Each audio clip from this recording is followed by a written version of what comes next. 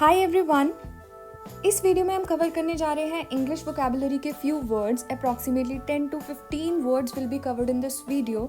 और इस वीडियो में हम लेंगे उन इंग्लिश वर्ड्स का इंग्लिश में as well as in Hindi क्या मीनिंग होता है वो हम कवर करेंगे। सेकेंडली उन्हीं के सिनोनिम्स और एंटोनिम्स लेंगे, plus how to fit these words in a particular sentence और how to frame a particular sentence by using these words. वो कैसे करना है वो इस वीडियो में हम सीखेंगे।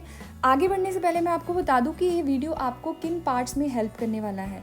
सबसे पहली बात, ट्रांसलेशन पार्ट। जब भी आप किसी कॉम्पिटिटिव एग्ज़ाम के लिए अपीयर हो रहे हो और उसमें लैंग्वेज पार्ट प्रिपेयर कर रहे हो तो आपका जो ट्रांसलेशन का पार्ट होता है वो बहुत ही इंपॉर्टेंट रोल प्ले करता है। तो जब भी हम बात करते हैं English to any other language translation like English to Hindi translation, तो उसमें ट्रांसलेशन पार्ट आप तभी कर पाते हो जब आपको उन इंग्लिश वर्ड्स को ट्रांसलेट करना आता है, यानी कि उनके मीनिंग्स आपको पता है। तो यहाँ पे जब आप उन वोकैबुलरी वर्ड्स को सीखोगे, उनके मीनिंग्स को सीखोगे, तो अगर वही वोकैबुलरी वर्ड्स ट्रांसलेशन पार्ट में ही यूज़ किए हो तो आपको ईजी हो जाएगा ट्रांसलेशन को करना, इंग्लिश टू हिंदी या English to any other language. Secondly जो भी ऐसे राइटिंग का पार्ट होता है, जब भी आप कोई ऐसे लिखते हो कॉम्पिटिटिव एग्ज़ाम के अंदर या लैंग्वेज पेपर में, तो उस ऐसे राइटिंग पार्ट में अगर आप वोकैबुलरी के अच्छे वर्ड्स यूज़ कर रहे हो तो और भी इम्प्रेसिव हो जाएगा आपका ऐसे, और आप अच्छे स्कोर फेच कर सकते हो, अच्छे मार्क्स फेच कर सकते हो। थर्डली आपकी इंग्लिश तो इम्प्रूव होगी ही इन वर्ड्स के through. You can use these words, these vocabulary words in your day to day language. जैसे आप अपने फ्रेंड्स के साथ बात कर रहे हो या कोलीग्स के साथ बात कर रहे हो या अपने घर पे फैमिली मेम्बर्स के साथ बात कर रहे हो, तो आप इन वोकैबुलरी वर्ड्स को डेली यूज़ में ला सकते हो। तो उससे क्या होगा कि आपकी स्पीच और भी इम्प्रूव होगी, स्पीच और इम्प्रेसिव हो जाएगी, प्लस आपकी खुद की वोकैबुलरी, खुद की डिक्शनरी में कुछ वर्ड्स ऐड हो जाएंगे जो later on through out the life आपको हेल्प करेंगे। देखिए, वर्ड्स को स्टार्ट करने से पहले मैं एक चीज़ बताऊं कि जो भी वर्ड्स मैं इस वीडियो में कवर करूंगी, हर एक वर्ड से रिलेटेड 5 चीज़ें मैं आपको बताऊंगी। पहली बात कि उस वर्ड की करेक्ट प्रोनाउंसिएशन क्या है। सेकेंड कि उस वर्ड का हिंदी में क्या मीनिंग होता है। थर्डली उस वर्ड का इंग्लिश में क्या मीनिंग है। फोर्थ उस वर्ड को हम सेंटेंस के अंदर कैसे यूज़ करेंगे। एंड फिफ्थ उस वर्ड का सिनोनिम और एंटोनिम क्या है। तो ये 5 चीज़ें हर वर्ड से रिलेटेड हम कवर करने जा रहे हैं। तो स्टार्ट करते हैं फर्स्ट वर्ड से। जो हमारा फर्स्ट वर्ड है वो बहुत ही कॉमनली यूज़ हो रहा है आज की डेट में। First word is quarantine. तो इसकी करेक्ट प्रोनाउंसिएशन क्या बनी? अगर तो लिखा हो QUARANTINE तो इसको हम बोलेंगे क्वारंटीन, और अगर इसी वर्ड के पीछे ED लग जाए यानी कि TINED हो जाए तो वो क्वारंटीन नहीं होगा, वो क्वारंटाइंड हो जाएगा। ठीक है, तो दोनों में डिफरेंस है। अगर TINE हो तो क्वारंटीन बोलना है और TINED हो तो क्वारंटाइंड बोलना है। ठीक है, अब देखते हैं कि इसका हिंदी में क्या मीनिंग होता है।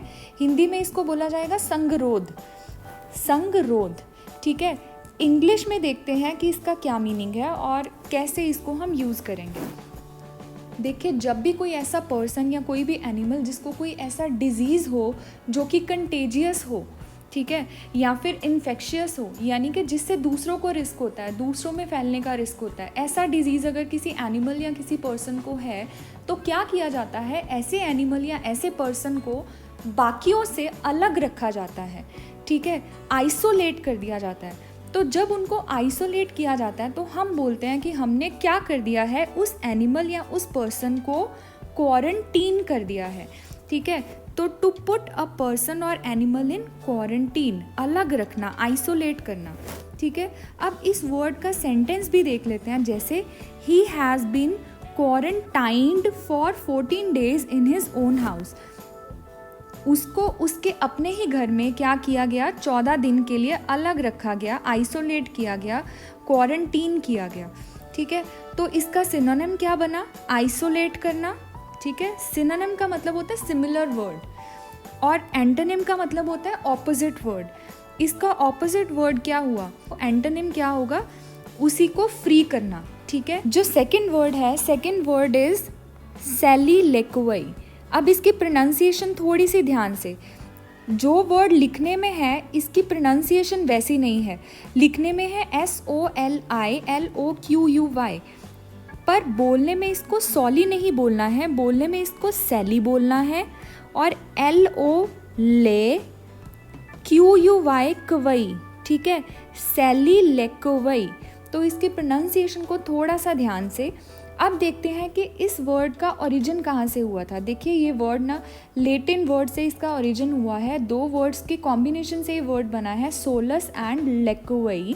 सोलस का मतलब होता है अलोन और लेक्वई का मतलब होता है स्पीक। तो एक तरह से ये वर्ड रिलेटेड हुआ अकेले बोलने से। तो हिंदी में इसका मीनिंग है आत्मभाषण, स्वभाषण, ठीक है। अब देखते हैं इंग्लिश में ये वर्ड कैसे यूज़ किया जाता है, या इंग्लिश में क्या मीनिंग होता है इसका। ये बेसिकली वर्ड यूज़ होता है प्लेज में। जैसे कोई स्टेज पे प्ले हो रहा है तो उस केस में कोई करेक्टर है जो अपने मन की बात बताना चाहता है, तो जब वो अपने मन की बात ऑडियंस को बोल के बता रहा है तो वो स्टेज पे अकेला खड़ा, ठीक है, अकेला खड़ा बोल रहा है बट ऑडियंस सुन रही है उसको, तो इसको बोला जाता है कि वो क्या कर रहा है, सैलिलिक्वई कर रहा है। यानी a speech in a play in which a character speaks his thoughts aloud when alone on stage. How to use this word, he ended the scene with the soliloquy, कि जो भी प्ले में सीन चल रहा था वो सैलिलिक्वई से and हुआ, यानी कि वो करेक्टर ने अपनी कोई स्पीच दी, उससे वो सीन एंड हो गया, ठीक है। तो इस तरह से ये वर्ड यूज़ हो रहा है। इसका सिनोनिम क्या होगा, स्पीच, अकेले बोलना, ठीक है। और एंटोनिम यानी ऑपोजिट क्या होगा, डायलॉग। डायलॉग में क्या होता है, दो पर्सन या उससे ज़्यादा पर्सन इन्वॉल्व होते हैं, कन्वर्सेशन होती है ना डायलॉग्स में, तो इसलिए ऑपोजिट क्या हुआ, डायलॉग, जिसमें एक से ज़्यादा बंदा बोल रहा है। तो सैलिलिक्वई में क्या था कि एक ही पर्सन खुद ही बोल रहा है ना, आत्मभाषण कर रहा है, तो एंटोनिम क्या हुआ, डायलॉग। अब इसी वर्ड से रिलेटेड ना 3 वर्ड्स मैंने यहाँ पे लिए हैं, आप देख सकते हैं। सैलिलिक्वई से रिलेटेड 3 वर्ड्स मैंने लिए हैं। अब ये 3 वर्ड्स मैंने यहाँ पे क्यों लिए हैं, क्योंकि ये वर्ड्स ऐसे हैं जिनका मीनिंग सैलिलिक्वई से ही मिलता जुलता है, बट थोड़ी सी जब हम यूजेज देखते हैं ना सेंटेंस के अंदर तो थोड़ा सा डिफरेंट हो जाता है। देखते हैं इसको। First is monologue.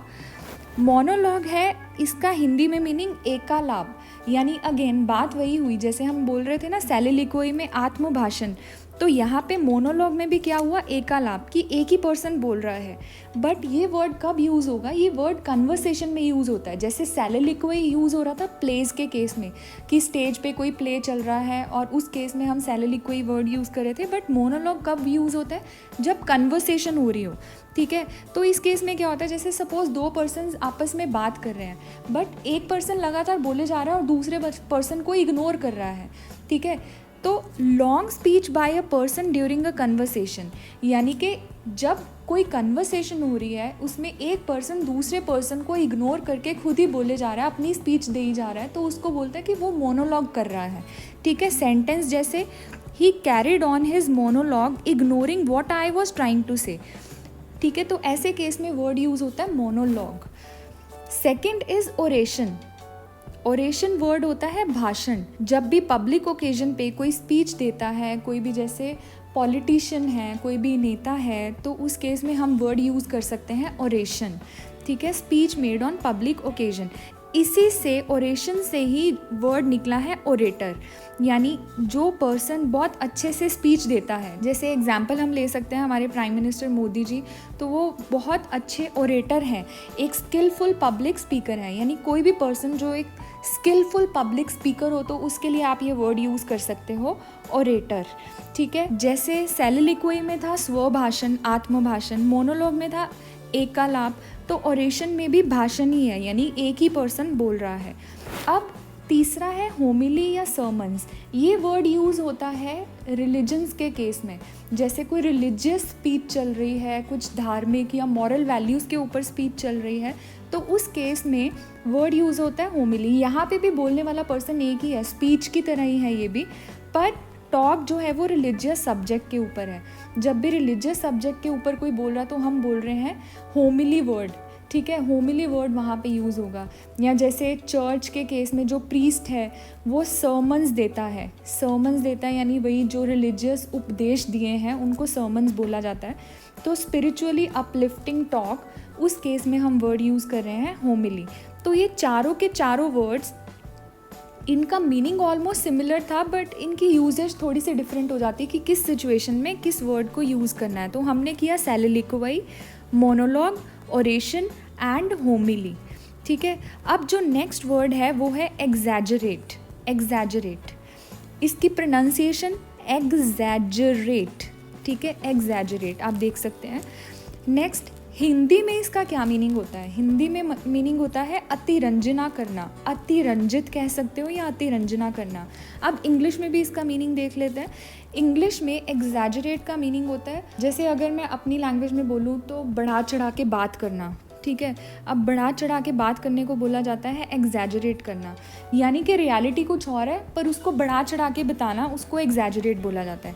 Make something seem larger, better और worst than it really is. अब इसको यूज़ कैसे करेंगे? जैसे अगर मुझे किसी को कहना हो please do not exaggerate the matter and tell me what happened exactly, मुझे एग्जैक्टली बताओ क्या हुआ, बढ़ा चढ़ा के मत बताओ। ठीक है, please do not exaggerate and tell me what happened exactly. अब इसका सिनोनिम क्या होगा? ओवरस्टेट करना, किसी भी मैटर को ओवरस्टेट करना। तो ऑपोजिट क्या होगा? अंडरस्टेट करना। तो एग्जैजरेट का सिनोनिम हुआ ओवरस्टेट और एंटोनिम हुआ अंडरस्टेट। करेक्ट। नेक्स्ट वर्ड है एलेज। अलेज, प्रोनाउंसिएशन देख सकते हैं आप इसकी, अलेज। ठीक है, अब अलेज का हिंदी में मीनिंग होता है आरोप लगाना या तथाकथित। इंग्लिश में देखते हैं इसका क्या मीनिंग है। Claim that someone has done something illegal और wrong, claim without a proof. ये वर्ड कब यूज़ होता है? जब हम किसी पे एलिगेशन लगा रहे हैं। एलेज से ही वर्ड निकला है एलिगेशन। ये कब यूज़ होगा? जब कोई भी पर्सन किसी दूसरे पे कुछ गलत आरोप लगा रहा है बट उस आरोप के पीछे उसके पास कोई स्ट्रॉन्ग एविडेंस या कोई स्ट्रॉन्ग प्रूफ नहीं है। तो इसको यूज़ कैसे करेंगे? जैसे allegedly the father was behind his daughter's murder. अब कहा गया कि जो फादर है वो अपनी डॉटर के मर्डर के पीछे है, बट पता नहीं है कि एक्चुअल में फादर ने ही डॉटर का मर्डर किया या किसी और ने किया है। हमारे पास कोई प्रूफ नहीं है। It is alleged that Sushant Singh was murdered. ठीक है, सुशांत सिंह का मर्डर हुआ, ये अलेज किया गया है। अलेज किया गया यानी कि अभी इसके पीछे कोई स्ट्रॉन्ग एविडेंस या कोई प्रूफ नहीं है, बट ऐसा कहा जाता है।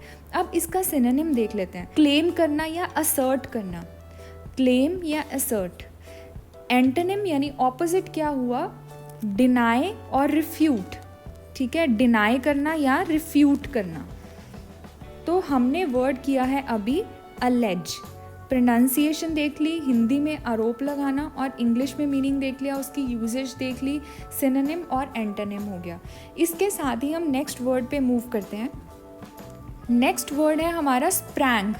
स्प्रैंग, देखिए इसकी प्रोनाउंसिएशन स्प्रैंग। ठीक है, हिंदी में इसका मीनिंग होता है प्रकट होना या उछाल। प्रकट होना का मतलब समझते हो? एकदम से ही आ जाना कुछ भी, तो प्रकट होना। उछाल भी कह सकते हैं इसको। इंग्लिश में इसका मीनिंग देखते हैं। Appear from nowhere, pop up, sprout, sudden spring. सबका मतलब यही है कि एकदम से ही आ जाना। ठीक है, अब इसको और क्लियर करने के लिए इस वर्ड को, इसकी यूजेज देख लेते हैं। सपोज दो दोस्त बैठे हुए हैं, ठीक है, उनके बैठे हुए ही 3-4 बंदे एकदम से आ गए। ठीक है, तो जब 3-4 बंदे एकदम से आ गए, उन दो दोस्तों को पता ही नहीं चला, तो वो क्या बोलेंगे कि ये लोग कहाँ से आए, ये लोग कहाँ से प्रकट हुए। तो उस सिचुएशन में हम वर्ड यूज़ करेंगे स्प्रैंग। ठीक है, तो दे स्प्रैंग फ्रॉम नोवेयर। ठीक है, कि ये लोग आए, पता नहीं कहाँ से आए, कोई पर्सन आया और पता भी नहीं चला कहाँ से आया। ठीक है, तो उस केस में वर्ड यूज़ किया जाता है sprang. They spranged open the door, कि दरवाज़ा खुला एकदम से, झटके से खुला, पता ही नहीं चला कैसे खुल गया। ठीक है, तो सडनली कुछ भी हो जाना, तो उस केस में हम वर्ड यूज़ करते हैं स्प्रैंग। ठीक है, तो इसका सिनोनिम क्या हुआ? लीप, जंप या हॉप। ठीक है, एकदम से, अचानक से कुछ होना। एंटोनिम ऑपोजिट क्या हुआ? कि एकदम से नहीं हुआ, ये किसी चीज़ का नतीजा है या किसी चीज़ का रिजल्ट है, यानी रिजल्टेड। ठीक है, तो स्प्रैंग का ऑपोजिट क्या हुआ? रिजल्टेड। ठीक है जी। नेक्स्ट वर्ड है इररेजिस्टिबल। प्रोनाउंसिएशन इसकी क्या है? इररेजिस्टिबल। इररेजिस्टिबल, हिंदी में इसका मीनिंग होता है अप्रतिरोध्य या अनिवार्य। इंग्लिश में इसका मीनिंग होता है अपीलिंग और टेम्पटिंग। ठीक है, अब इस वर्ड को समझते हैं। जो इररेजिस्टिबल वर्ड है ये ऐसी सिचुएशन में यूज़ होता है जब आप अपने आप को कंट्रोल नहीं कर पाते। कोई भी चीज़ इतनी टेम्पटिंग लग रही है, इतनी अपीलिंग लग रही है कि आप उसकी तरफ अट्रैक्ट हो रहे हो और रोक नहीं पा रहे हो अपने आप को। जैसे कि the taste of chocolate is irresistible, कि चॉकलेट का टेस्ट इतना अच्छा है कि मेरे से रहा नहीं जा रहा खाए बिना। He got attracted towards her irresistible smile, एक पर्सन की स्माइल इतनी अपीलिंग है कि आप उसकी तरफ अट्रैक्ट हो रहे हो, तो इस केस में इररेजिस्टिबल वर्ड यूज़ होता है। अब इररेजिस्टिबल का हम सिनोनिम देख लेते हैं। सिनोनिम होता है एल्योरिंग, अट्रैक्टिव और इनवाइटिंग। ठीक है, एल्योर करना, अट्रैक्ट करना, इनवाइट करना, ये सारे इसके सिमिलर वर्ड हैं। और एंटोनिम यानी ऑपोजिट वर्ड क्या है? रेजिस्टिबल। इररेजिस्टिबल का एंटोनिम यानी ऑपोजिट वर्ड क्या होगा? रेजिस्टिबल, यानी कि जब आप अपने आप को रोक पा रहे हो। ठीक है, next word is agony. Pronunciation देखिए, एगनी। ठीक है, हिंदी में इसका मीनिंग होगा तीव्र पीड़ा या दुख।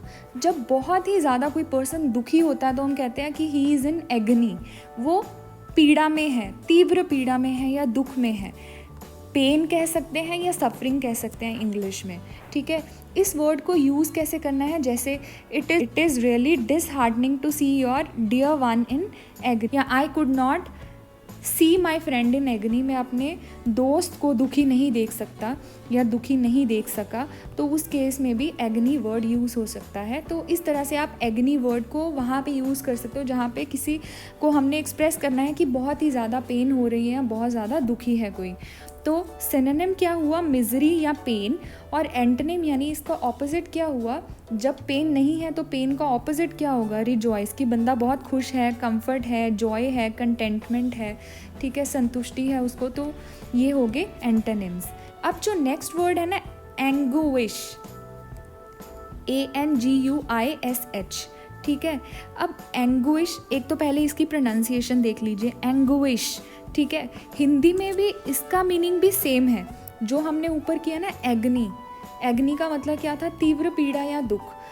एंगुइश का मतलब भी यही है, पीड़ा, वेदना या मलाल। बट थोड़ा सा अगेन इनकी यूजेज में फ़र्क आ जाता है। एक तो होता है फिजिकल पेन, एक होती है मेंटल पेन। तो जब मेंटल पेन होती है तब एंगुइश वर्ड ज़्यादा यूज़ होता है, तब एग्नी वर्ड नहीं यूज़ होता, तब एंगुइश वर्ड यूज़ होता है।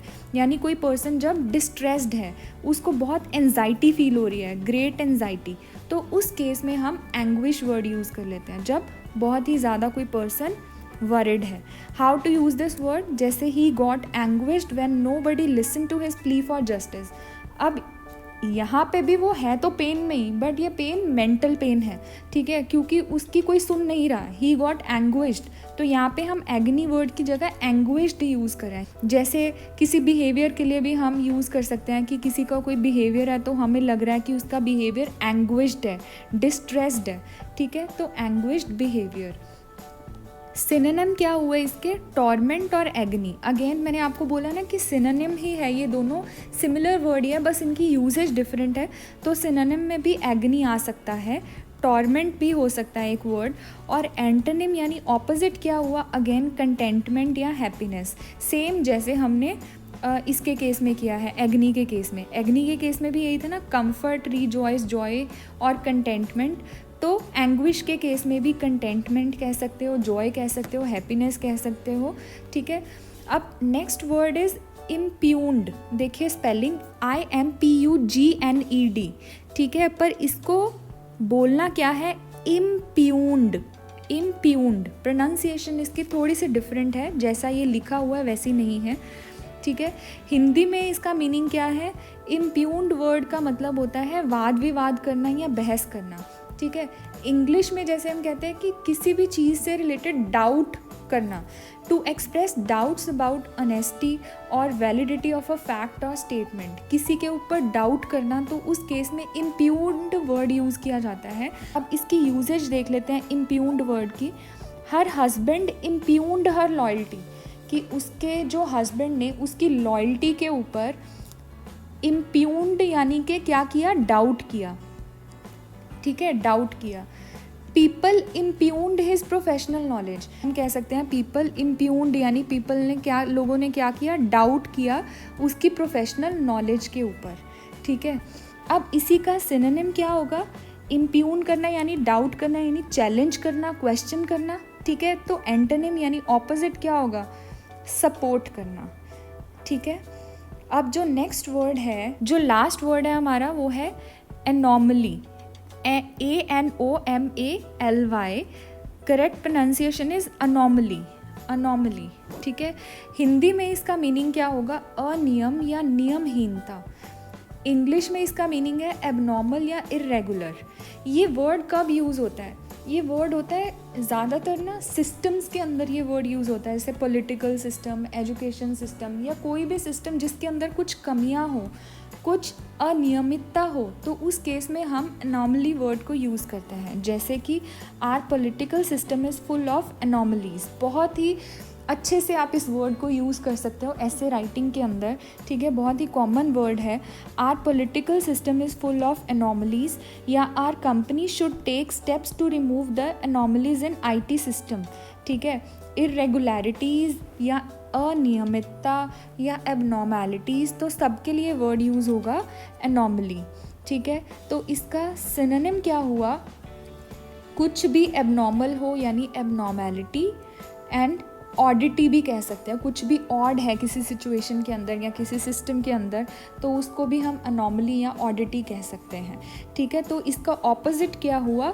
रेगुलरिटी, नॉर्मल या यूजुअल। इसके साथ ही आप देख सकते हैं हमने 10 वर्ड्स कवर कर लिया इस वीडियो के अंदर।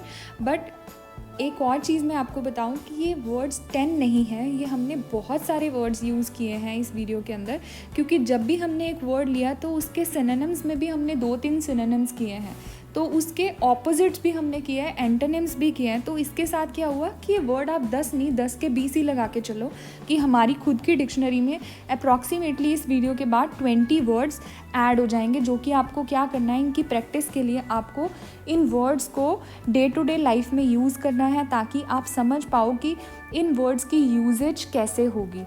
तो होपफुली ये वीडियो हेल्पफुल रहा होगा आपके लिए। अगर ये वीडियो अच्छा लगा तो आप कमेंट्स कर सकते हैं, कोई भी आपके डाउट्स हो तो वो भी आप कमेंट्स करके पूछ सकते हैं। वीडियो को प्लीज़ लाइक कीजिए, शेयर कीजिए अपने फ्रेंड्स के साथ। अगर अभी आपने ये चैनल सब्सक्राइब नहीं किया है तो please do subscribe this channel. Thanks a lot for watching the video.